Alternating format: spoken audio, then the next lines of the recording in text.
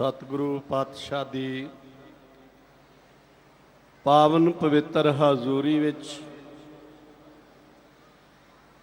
सत कुलियां तो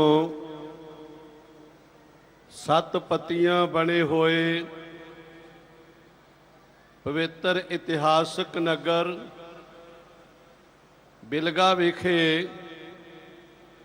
पंचम पातशाह साहिब श्री गुरु अर्जन देव पातशाह जी दे विआह पुरब नूं मनाउण दे वास्ते नगर निवासी इलाका निवासी संगतां इकत्र हो करके सतगुरां दी अमृतमय बाणी सरवण करके आत्मक आनंद प्राप्त कर रहीआं हन।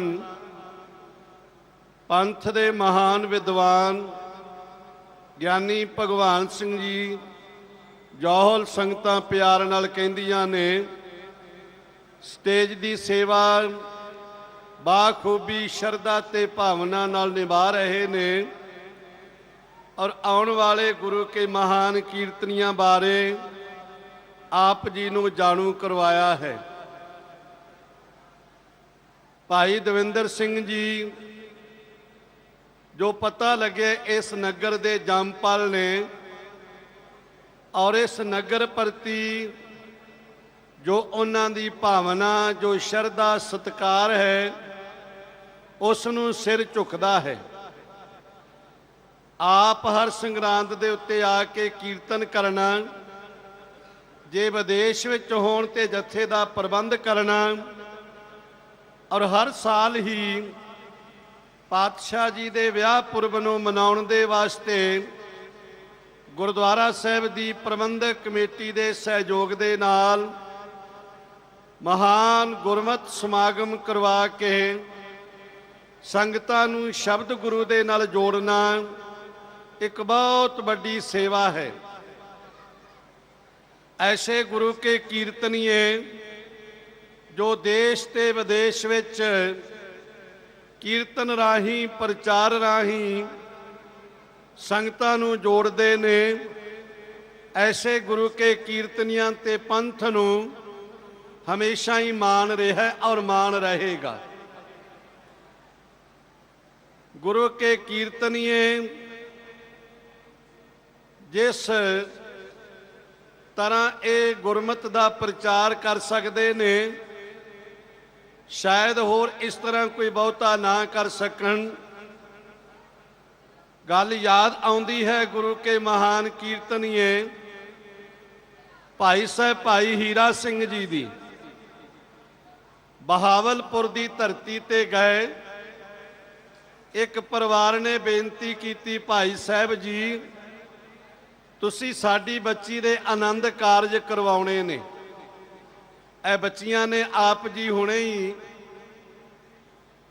घोड़ियां दा उच्चारण जिस ढंग नाल कीता सरवण कर रहे सी और मैं धन्नवादी हाँ महापुरुष संत बाबा अमीर सिंह जी जोधी टकसाल वाले जिन्हां ने बहुत वधिया उपराला करके प्रिंसीपल सुखवंत सिंह जी उन्हां दियां सेवावां लैके अज अनेकां बच्चे ते बच्चियां तैयार कीते ने जो देश ते विदेश विच जिन्हां रागां विच पातशाह ने बाणी उच्चारण कीती उन्हां ही रागां विच गायन करके संगतां नूं सरवण करवाउंदे ने।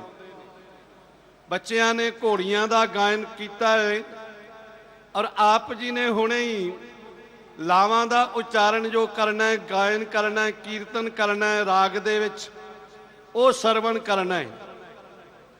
फतेह मैं अखीर विच इकट्ठी बुलाउणी क्योंकि समा सीमित है। मैं बेनती कर रहा सी भाई साहब भाई हीरा सिंह जी नगर विच पहुँच के बच्ची का आनंद कारज करने वास्ते जदों उस परिवार के गृह विखे पहुँचे तो देखिया कि परिवार बहुत ही गरीब सी, उन्हां कोल कोई प्रबंध नहीं सी। ते भाई साहब भाई हीरा सिंह जी ने ਆਪਣੇ ਕੋਲੋਂ ਕੜਾਹ ਪ੍ਰਸ਼ਾਦ ਦੀ ਦੇਗ ਤਿਆਰ ਕੀਤੀ, ਆਪ ਵਿਛਾਈ ਕਰਕੇ ਪਰਿਵਾਰ ਕੋਲੋਂ ਇੱਕ ਚਾਦਰ ਮੰਗ ਕੇ ਸਤਿਗੁਰਾਂ ਦੇ ਪ੍ਰਕਾਸ਼ ਕਰਨ ਵਾਸਤੇ ਵਿਛਾਈ ਔਰ ਆਪ ਹੀ ਗੁਰੂ ਘਰ ਦੇ ਵਿੱਚੋਂ ਗੁਰਦੁਆਰਾ ਸਾਹਿਬ ਵਿੱਚੋਂ ਸਤਿਗੁਰਾਂ ਦਾ ਪਾਵਨ ਸਰੂਪ ਲਿਆ ਕੇ ਤੇ ਪ੍ਰਕਾਸ਼ ਕੀਤਾ ਔਰ ਭਾਈ ਸਾਹਿਬ ਨੇ ਕਈ ਘੰਟੇ ਕੀਰਤਨ ਕੀਤਾ। ਉਸ ਕੀਰਤਨ ਦਾ ਇੰਨਾ ਪ੍ਰਭਾਵ ਪਿਆ ਨਗਰ ਦੀਆਂ ਸੰਗਤਾਂ ਦੇ, ਜਿਹੜੇ ਸਾਰਾ ਨਗਰ ਹੀ ਗੁਰਮਤ ਨੂੰ ਨਹੀਂ ਮੰਨਣ ਵਾਲੇ ਸੀ, ਉਹ ਤੇ ਪਰਮੇਸ਼ਰ ਨੂੰ ਵੀ ਨਹੀਂ ਮੰਨਣ ਵਾਲੇ ਸੀ ਕਿ ਪ੍ਰਮਾਤਮਾ ਵੀ ਕੋਈ ਹੈ। ਉਹ ਪ੍ਰਮਾਤਮਾ ਤੋਂ ਵੀ ਮੁਨਕਰ ਸੀ, ਗੁਰਮਤ ਤੋਂ ਵੀ ਟੁੱਟੇ ਹੋਏ ਸੀ।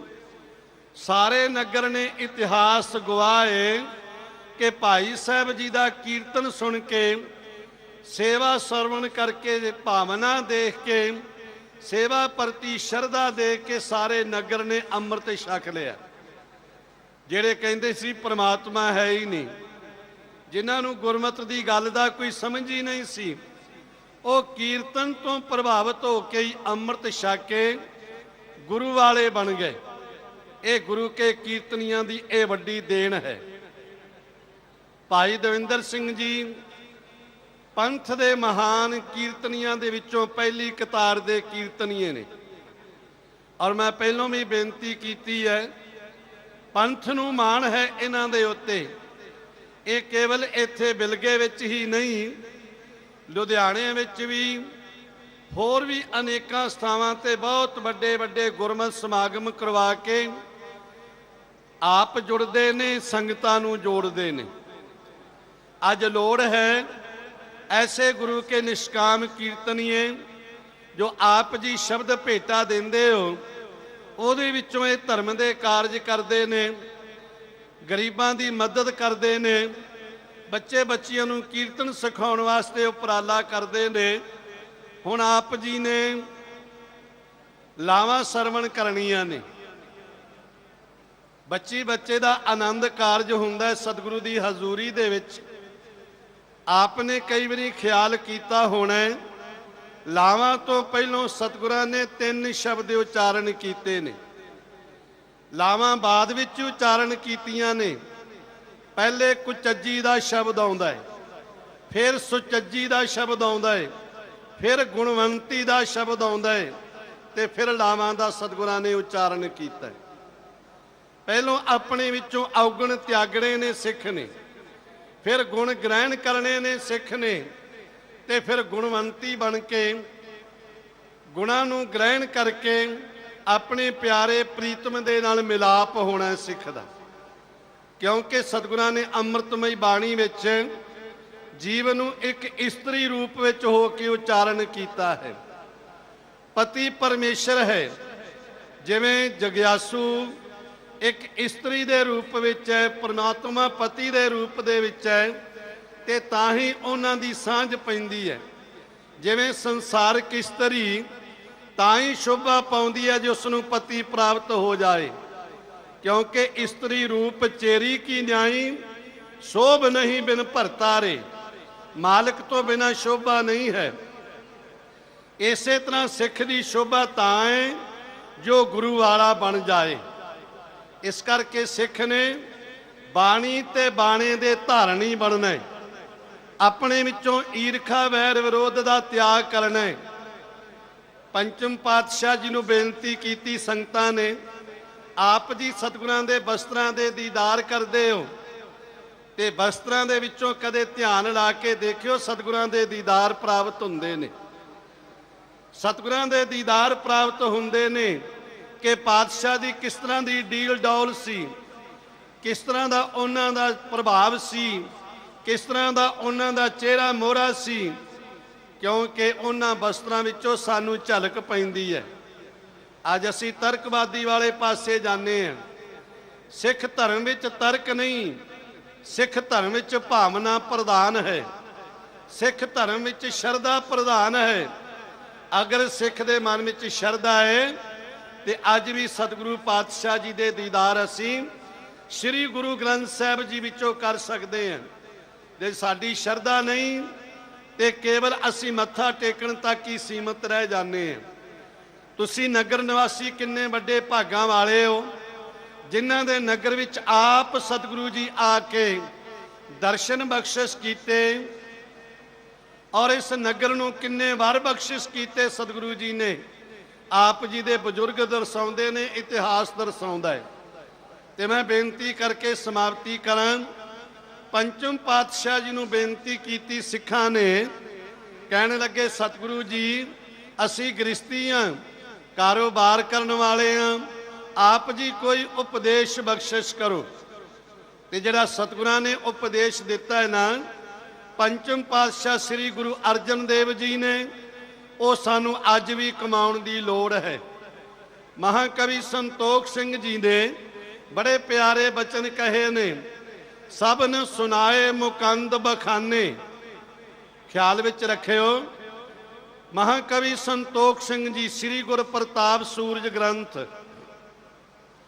ਸਭਨ ਸੁਨਾਏ ਮੁਕੰਦ ਬਖਾਨੇ, मान मोह मत सर कर हाने, पर का बुरा न राखो चीत, तुमको दुख नहीं के सरीत। मिठा बोलन अर निव चलना, वंड खावना हित कर मिलना, धर्म किरत ते करन आहारा, पंचों कर्म देत सुख सारा। ये सब करो विसारो नाही, होए कल्याण गृहस्थ के माही। गृहस्थ विच रहिंदे हैं अपनी किरत विरत करदियां होइयां मुक्ति प्राप्त हो जाएगी जे सतगुरां दे बख्शिश कीते ये पंजे कर्म असी करांगे। अज असी अनेक प्रकार दीयां वंडियां दे विच वजे होए हैं, अनेक प्रकार दे धड़ियां विच वंडे होए हैं। मुबारक है तुहानू अपने अपने धड़े, कोई किसे धड़े नाल संबंधित है, कोई किसे धड़े नाल संबंधित है। पर सतगुरां दा एक बचन याद रखिया करो, हमारा धड़ा हर रहा समाई। साडा असली धड़ा प्रभु है, गुरु है। असी सारियां ने एक गुरु दे नाल धड़ा रखना, गुरु दे नाल सांझ रखनी है, क्योंकि बाकी धड़े ते आउण जाण वाले ने पता ही नहीं कदों बदल लैंदे ने धड़े भी। पर यह धड़ा जिहड़ा है ना, ये पक्का है, गुरु दे नाल पक्की सांझ करनी है सिख ने, ताई पंचम पातशाह दीयां खुशियां प्राप्त होणगियां। समुची संगत नूं, प्रबंधकां नूं, भाई दविंदर सिंह जी, ज्ञानी भगवान सिंह जी, प्रिंसीपल साहब जी, सारियां नूं बहुत बहुत बधाई। वाहिगुरू जी का खालसा, वाहिगुरू जी की फतेह।